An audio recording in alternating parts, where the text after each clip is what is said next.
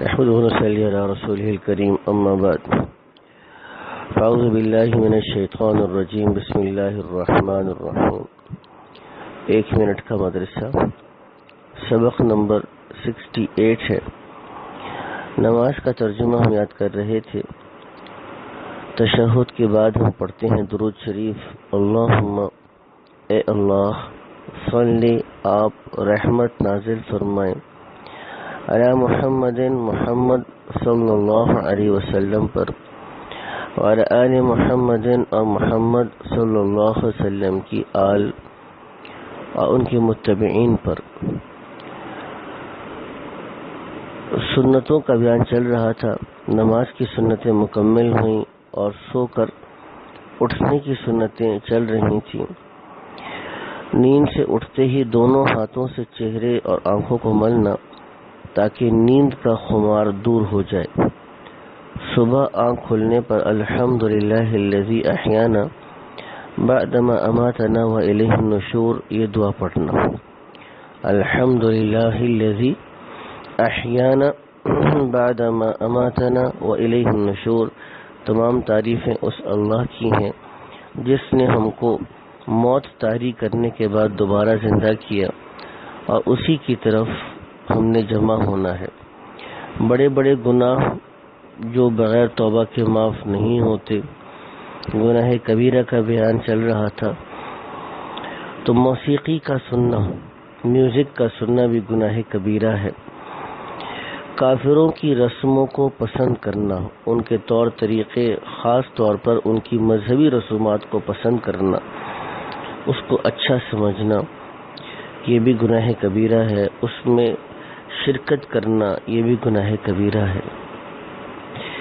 کسی آدمی کا مذاق اڑا کر اس کو بے عزت کرنا اور شرمندہ کرنا. کسی آدمی کا مذاق اڑانا اس طریقے سے کہ اس مذاق اڑانے سے مقصد اس آدمی کو بے عزت کرنا ہو، شرمندہ کرنا ہو، تو یہ بھی گناہ کبیرہ ہے. گناہوں کے نقصانات جو انسان کو دنیا میں پیش آتے ہیں، شیاطین انسان پر مسلط ہو جاتے ہیں اور پھر وہ طرح طرح کے خیالات انسان کے دل میں پیدا کرتے ہیں جس سے انسان گناہوں کے اندر غرق ہو جاتا ہے. دل کا اطمینان جاتا رہتا ہے اور ہر وقت ڈر لگا رہتا ہے کہ کوئی دیکھ نہ لے، کہیں عزت نہ جاتی رہے، کوئی بدلہ نہ لینے لگے. اس سے زندگی تلخ ہو جاتی ہے. نیکیوں کے فائدے جو انسان کو دنیا ملتے ہیں، بعض دعاؤں کی برکت ہے کہ بیماری لگنے اور مصیبت آنے کا خوف نہیں رہتا. جیسے کسی مریض یا مبتلا مصیبت کو دیکھ کر یہ دعا پڑھ لے. دعا پہلے بھی گزری تھی. الحمدللہ الذی عافانی مما ابتلاک بہ فضلنی علی کثیر ممن خلق تفضیلا. بعض دعاؤں کی برکت سے فکریں زائل ہو جاتی ہیں، قرض ادا ہوتا ہے. جیسا کہ اللہ کے نبی نے یہ دعا سکھائی ہے. اللہم انی اعوذ بک من الہم والحزن واعوذ بک من العجز والکسل اعوذ بک من الجبن والبخل اعوذ بک من غلبۃ الدین وقہر الرجال. تو اس دعا کی برکت سے فکریں دور ہوتی ہیں اور قرض ادا ہوتا ہے.